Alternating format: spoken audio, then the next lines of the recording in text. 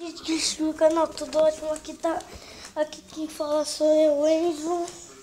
E também, ó, gente, ó, a Isabela era pra estar aqui, mas é por causa que ela saiu, ela foi pro sítio. Daqui um segundinho ela já volta, mas vamos, eu vou lá na avó, eu vou lá ver se ela tá lá, ou o Lourenço, né? Mas eu vou ali no banheiro pra gente. Então eu vou dar um cortezinho aqui, tá?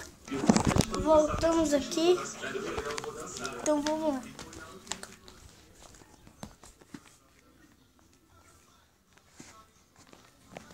Vamos lá, então.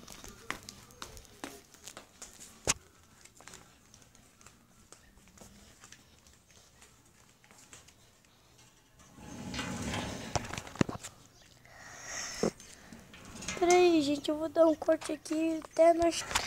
Gente, voltamos aqui, chegamos aqui.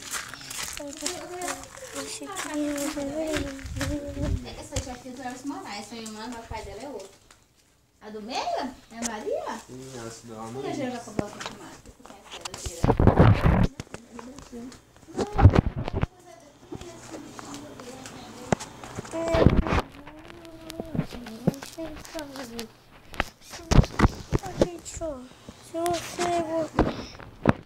Eu não sei.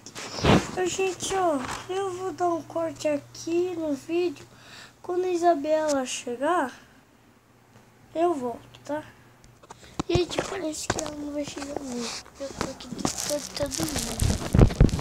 Acho que ela não vai chegar nunca, mas... Então, gente... Fazer o que, né?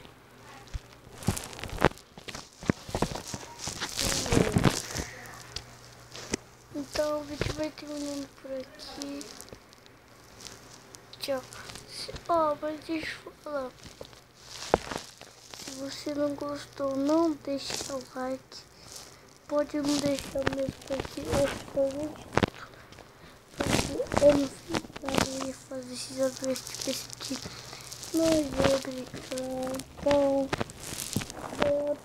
e se a Isa voltar, eu filmo de volta, eu mando, tá, gente?